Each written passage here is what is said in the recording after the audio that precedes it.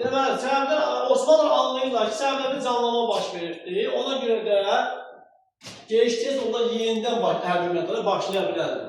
Ona görə də səbəblər Osmanlı qərara gəldilər ki, güzəştə gedək Osmanlı səbəblərə və bununla da onların bəlkə bu istəyin qarşısını aldı. 1732-ci ildə 1732 16 yanvar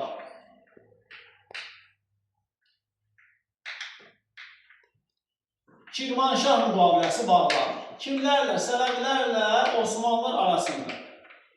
Bu təmasib bağlanmışdır. Bu müqaviləyə görə deməli, Arazdan cənubda yerləşən Səbəbi torpaqları qaytarır Səbəblərə, Arazdan şimalda olan torpaqlar isə qalır Osmanlılarda. Yəni, belə deyək, Osmanlı torpaqları müəyyəsini qaytarmaqla digərlərində özlərini möhkəmləndirməyə çalışırdılar.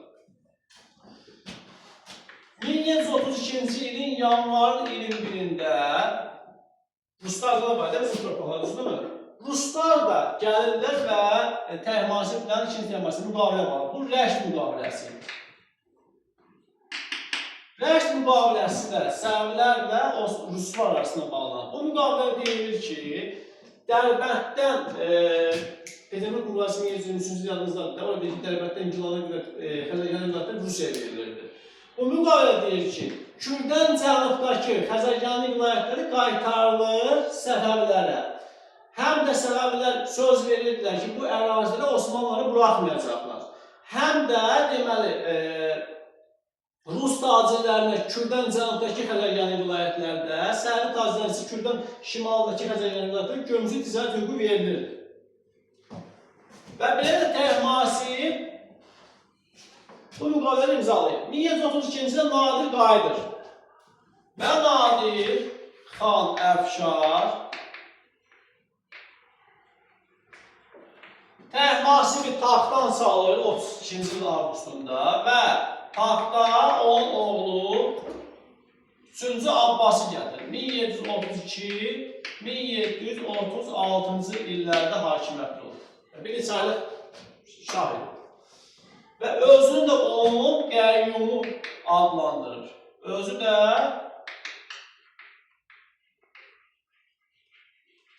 qəyyum, himayətçisi, nəbisi.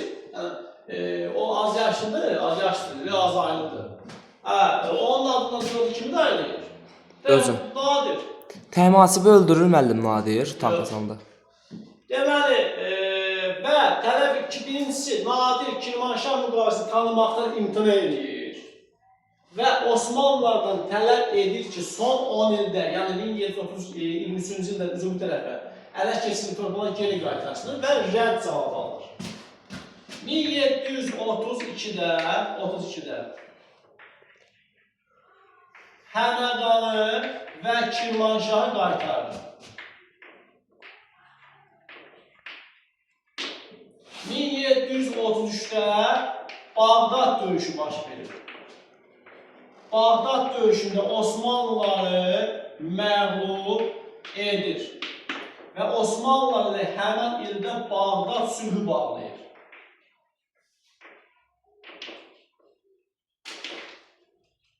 Bağdad sülhünü Osmanlı tərəfi Səfəvilərlə Osmanlı arasında bağlanmışdı. Osmanlı tərəfindən bunu bağlayan şəxs Əhməd Paşa idi. Hökümdar deyildi ha bu. Əhməd Paşa İraqın hakimi idi, Bağdad hakimi idi. Və Səfəvi hökümdarı da bu zaman hakimiyyətdə kim idi? Bu zaman hakimiyyətdə 1-ci Mahmud idi. Keçmişik biz bunları. 1-ci Mahmud bu müqaviləni tanımaqda imtina eləmişdi və əməl eləməmişlər buna. Bir də dayanaq burada tanımamaq məsələsini danışaq. İkinci Təhmasib tanımamışdı Peterburq müqaviləsi, 1723-cü ildə gəlsə əgər. Sonra Nadir xan Əfşar tanımadı Kirmanşah müqaviləsini, 1-ci Mahmud da tanımadı Bağdad müqaviləsini. Bağdad müqaviləsinin şərti nə idi? Osmanlılar son 10 ildə ələ keçirdiyi torpaqları geri qaytarmalıdır. Amma onlar buna qismən əməllər elədilər. Tamamilə eləmədilər. Ona görə də Nadir xan bunlara qarşı mübarizəni davam etdi. 1734-cü ildə Şamatı tutulur və yandırılır.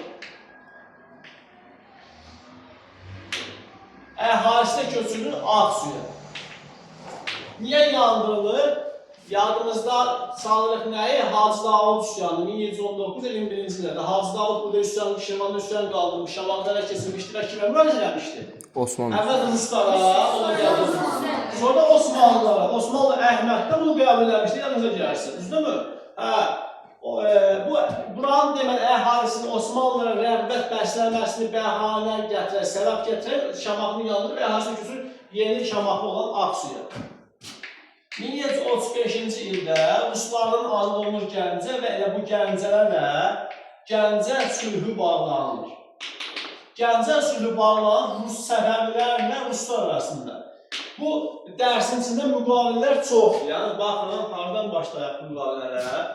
Deməli, Kirmanşah, Rəşd, sonra Bağdad, başqa heç nə var ki, Bağdad, Gəncə müqaviləsi.